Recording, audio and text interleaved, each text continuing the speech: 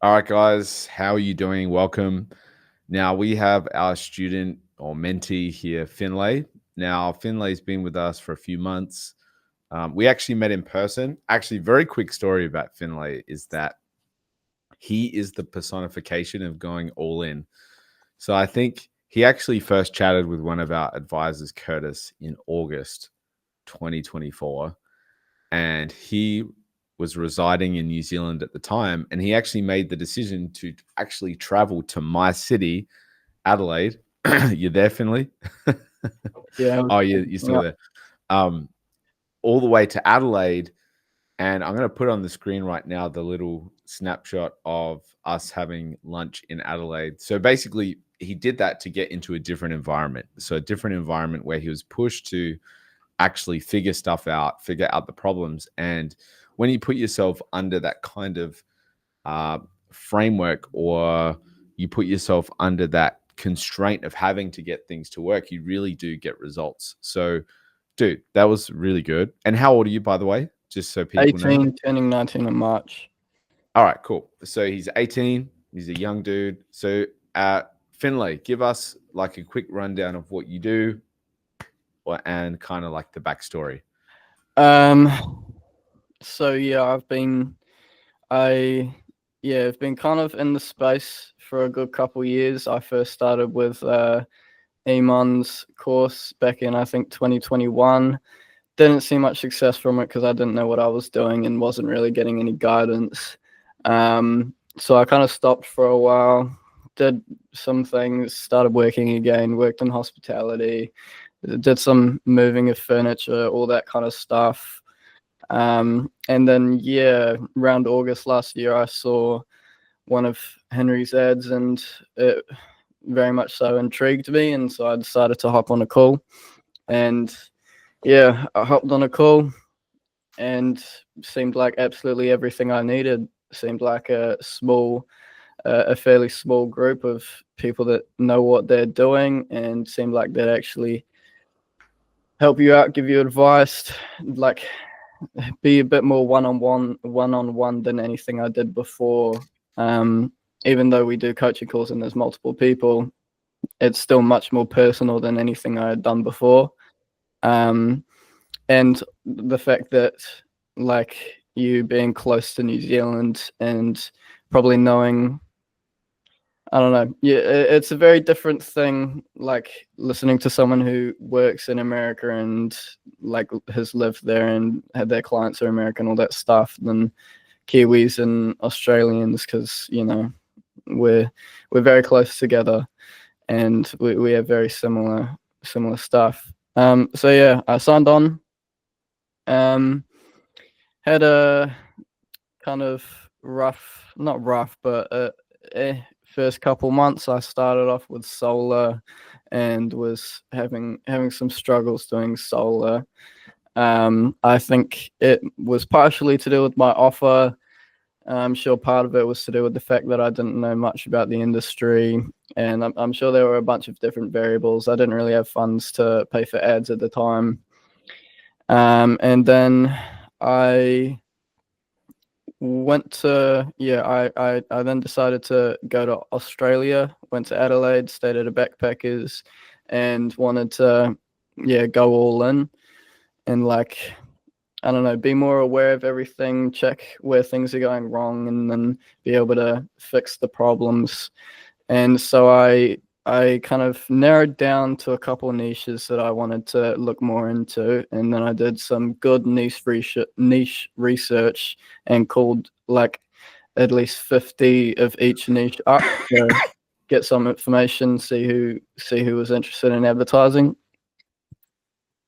And then I settled on car detailing, and I thought it could be a good opportunity because I did car detailing myself for a little bit when, like, in between like 2022, 2023, somewhere around there. And so yeah, I started doing car detailing, got into a good routine, was doing 30 cold calls minimum a day, was doing emails, got some ads up, and started seeing some sales calls coming in. Got like one or two clients while I was in Australia. One was a bit a bit weird, so ended up leaving. What do you mean it was weird? I don't know, he was a bit of a he was trying to get me to, I don't know, just do everything, and I was like, that's not what I do. He was, I don't know, it felt more like he saw it as me working for him rather than with him, and that's not how I really wanted to work. I That makes want to feel like sense. I was being ordered around. That's actually, sorry I don't want to overly talk, but that's a important lesson, particularly if you're a little bit younger. You can get these business owners that kind of try and make you their employee, as opposed to like you're a business owner and you kind of call the shots. Yeah, I have one at the moment actually, and I'm waiting to drop him at the end of the month. Yep. But yeah, I do like 90% of the client work I do is for him, and the other 10% is across the other 4 clients. Yep. But yeah, I then went back to New Zealand and had a bit of a couple week period of settling back in and all that kind of stuff. And then it was going pretty well. Had ads running, had a bunch of sales calls coming in, had multiple a day pretty much every day, but wasn't really closing. Like I didn't think it was the service or my sales skills. Obviously, my sales skills can always be improved, and I always am.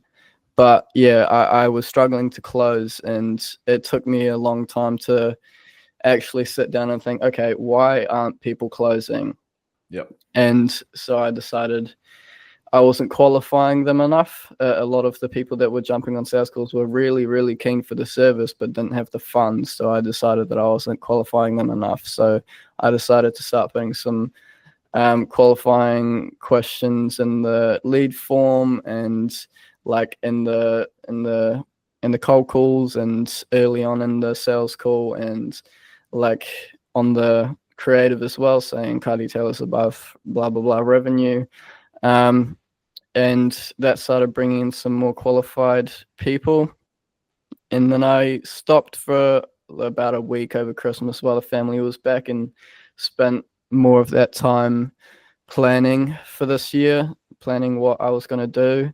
And I decided, because I was still pretty low on revenue at that point, so I decided to go more broad and see if I could bring in some good revenue pretty early on in this year to reinvest into ads and testing and other things like that. So yeah, I just came up with an offer, got some ads, chucked them up, wasn't doing well, was having high as cost per leads, all that stuff.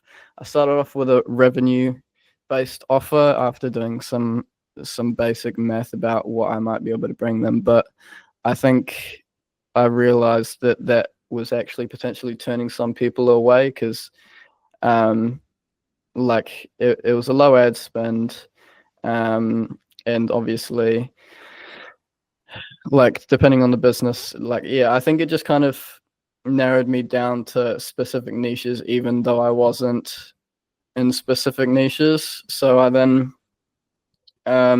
changed my offer again, started doing like a bronze, silver, gold pricing system, and then did some VSLs and ads with no direct offer. Well, like it was an offer, but no direct numbers, no guarantee, nothing along that lines. It was more just, if you're a Kiwi business owner, like, are you sick of feeling like you don't know where your next job or lead is coming from? And then I just say, I'm Finn, I'm from New Zealand. I've been doing ads for a couple of years, and so I'm offering to run your ads, call all of your leads, and book all of your appointments. And I also offered to pay for the first month ad spend. And yeah, that killed it. And majority of the people that came through, like 80% or so, weren't actually interested in me paying for their first month ad spend. Only a couple were, and that's all right. But yeah, so that worked pretty well. I got a first person I got was someone who was selling spas down in Canterbury. Second person I got was someone who, like an insurance/mortgage consultant. Then I got another car detailer up in Auckland, and then I got someone who does like asbestos removal and demolition. And yeah, that brought in about like 2.5, 3K revenue in just over 1 week. And then I started doing some videos for my car detailing clients, and I was able to get them some crazy results. I got one of them 45 leads within 24 hours at less than $1 per lead. It's been 2 weeks now, gotten 250 leads. And the other client, we got 80 leads within 3 days, and it was getting too much, so he asked to stop. And yeah, so Dude, he was the client. insane. He was the client that dropped off. It was doing too well that he wanted to stop. Was this a car detailer? The second one I signed recently, the videos were just doing so well that he couldn't handle all of the new inquiries and decided to Dude, make stop. sure he doesn't steal your stuff. Oh no, I know. I deleted it before I like removed myself. Okay. I think he may want to come back at some point, but he's just needs to hire some people. Okay, he's just totally like stacked up. Yeah, and having those results and having testimonials from a couple of my clients has also made stuff easier. So I then put up some ads saying, some VSLs and some ads saying, hey, look at these results. We were able to get this one client. We were able to get him 45 leads in less than 24 hours at less than $1 per lead. That was working quite well. I've actually currently paused my ad campaign and creating some new VSLs, some new ads, and kind of refining some stuff, landing page automations, all that kind of stuff. And yeah, so I'll chuck them up soon, but I have enough put away from all of these clients to be able to spend 50 a day for about a month. And obviously, it most likely won't be exactly, but my cost per acquisition of the clients I got this month so far was about $100. So I'm hoping February will be a pretty good month as well. Maybe, hopefully, hopefully we start to think about hiring some appointment setters, all that kind of stuff. But yeah, so all that jazz. Yeah, got enough. I've got 1,400 away, so that'll be 50 a day ad spend for 28 days. Dude, if I can keep $100 cost per acquisition, then Jesus, that'll be 14 clients. Yeah, dude. First of all, let me say I'm very proud of you. You've done a really good job. Thanks, mate. So within August, September, October, November, December. Really about 5 months, 6 months, 5 months, 6 months. Yeah, 5-6 months. You have learnt a lot of different stuff. A lot of the fact that you're talking about cost per acquisition and, it's just crazy. Yeah. So what would you tell somebody kind of like in your shoes, like the most important learning lessons or things that you had along the way that changed the way that you view running your agency? Like what were those? Let me just close my door. I'll answer that. Give me 1 sec. Yeah.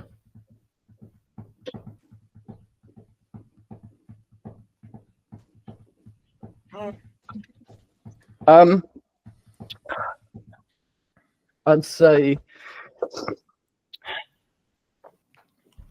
being able to go on coaching calls and like have someone. Let me just say quickly, it's not, you don't have to talk about our service if you don't want to. Like it's just in general, but you can talk about our service, or it's up to you. Yeah, in general, because I think people seeing your journey will help people connect the dots and go, this is what I need. This is what I need. Like all those types of things. I think one of the biggest things for me, I'm still not the best at tracking my KPIs, I'll be honest, but I think probably one of the biggest things for me was, instead of continuing taking multiple sales calls with car detailers every day like last year and not closing any, and just sitting here being like, why aren't I closing any? I'm spending hundreds of bucks on ads and not getting anything back from it. Taking a step back and thinking, why am I not closing? What is the reason? And then looking at where people drop off, all that kind of stuff. Like the cost per lead was good. People were jumping on sales calls. People were interested. All that kind of stuff. And then looking at why they weren't signing. So I did some things with pricing, changed things up, and people still weren't signing. And so I just decided that the people I was getting onto sales calls with weren't qualified enough. And obviously they'd do well with advertising, but they just didn't have the budget. So I think, realizing that I need to proactively, constantly be looking at my stats and thinking, where is the bottleneck? Is it getting leads? Is it getting the sales calls? Is it the closing? Is it the retention? And then figuring out which one of those it is and fixing it. I think that is probably the biggest lesson I learned, because if I didn't, I would have just stayed taking sales calls with car detailers and getting no money from it for weeks and just wondering, why aren't I closing anyone? Everyone's so interested, you know? Yep. So really being critical about like, okay, this is what's happening. How do I deal with this problem? Yeah, exactly.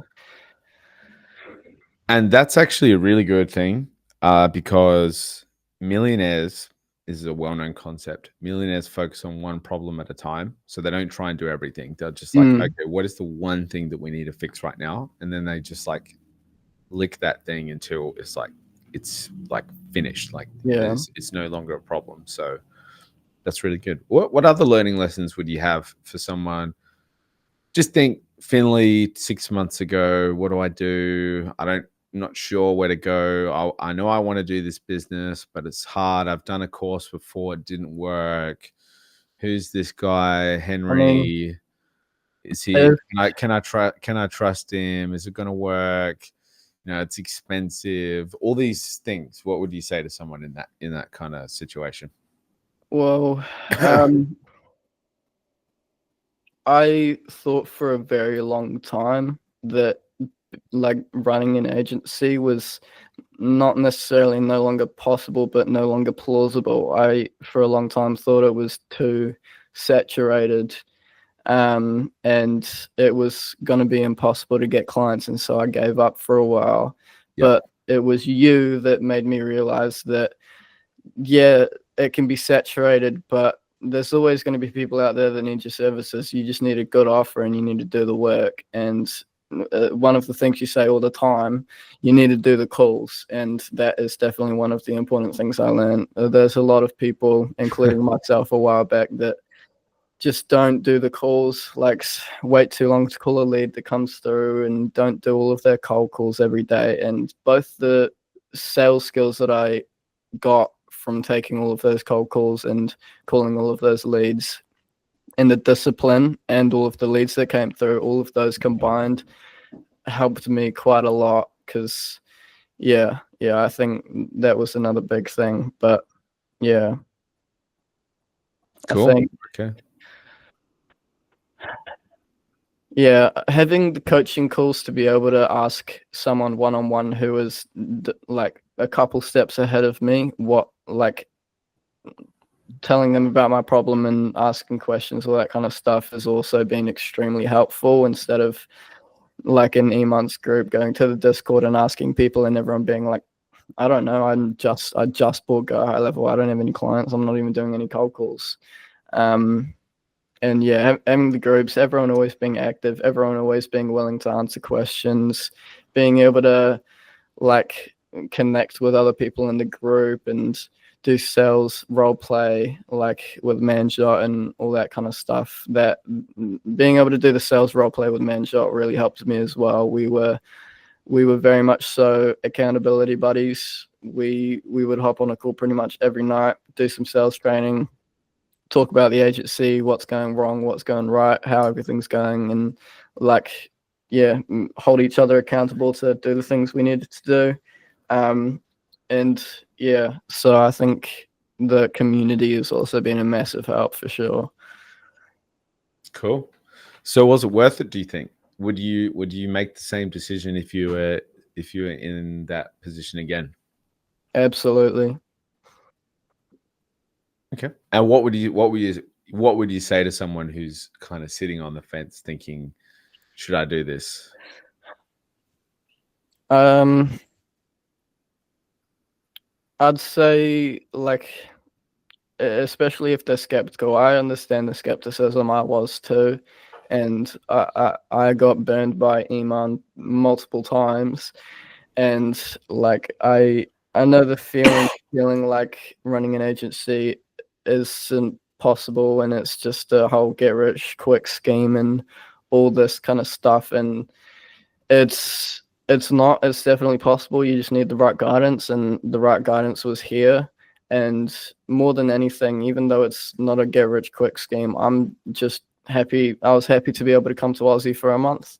I'm happy to be able to do my work from home and go play some golf or tennis with my dad in the middle of the day, something like that. And yeah, have the freedom to not be stuck at a 9 to 5. Like, even though I'm not making the most money in the world right now, I this month have already made more than I have ever working a job. And like, before this month, my most successful month with the agency was like $500. So I've already done 6 times that. And it's just the start of 2025. I wanna get to at least 5K a month before my birthday in March, and I want to be able to buy myself a Christopher Ward moon phase. It's like 4,000 NZD, and it's such a beautiful watch. It's so beautiful. It's like the most useless watch ever, but it's just so pretty. What is it called? A moon phase watch? Yeah, the Christopher Ward C1 moon phase. That's cool, bro. Awesome. Yeah. But yeah, I think long term, I think it'd be nice to reach like 20-30K by the end of the year, like minimum. I mean, 50 plus K, that'd be nice, obviously, but I need to get some more clients, get some callers, and I don't think media buyers are like that high on my to-do list right now. But yeah, get some callers, keep testing new offers, see what niches come through, and yeah, keep iterating and improving. Cool, man. That's awesome. Well, dude, thanks so much for jumping on. As I said, super pumped for your journey. I think you've done a great job hitting that, because I've seen your journey in all the different directions that you took and like all the different changes that you made. Yeah. I think it's good for people to see, like, you know what? It wasn't that, like, was it really that hard to get to that? Like, when you think about it? It just takes time. I think, like, there's a level of, like you always say, before you reach it, you always feel like it's really hard. The first client always feels really hard, but something clicks and it starts working and it keeps working. And you, like, I don't know, like, you know how you can, like, one day never read a skateboard before, and then one day you start riding it, you really suck, and you suck all the time, and then you go to sleep, and the next day you wake up and you can ride it properly. It's kind of like that. You don't really know what you're doing for a while, and then just one day it clicks, and it will stay clicked. And that's such a good metaphor, because skating's cool, but like, you're practicing and making money, and making money is like quite important, like to live, right? Yeah. So it's literally practicing money making skills to do what you need to do. Yeah, and even if running an agency isn't what I do till I turn 50, 60, the skills that I learn running an agency can be transferred to pretty much any area of life. Like, knowing good sales skills is important whether or not you run a business, and being able to talk to people, marketing, like copywriting, and being able to create creatives and edit videos, all of that stuff can be helpful in a lot of other areas in life, and especially in the new digital era. I think every lesson you learn in the agency is important, and even if you don't continue to run an agency, it can be used somewhere else in your life. Dude, I couldn't have said it better. I could not have said it better myself. So well done. All right, pal. We'll chat soon. Thanks so much for jumping on, and no worries, man. Let me know if you need anything. All right. Catch you later, bro. Thanks, man.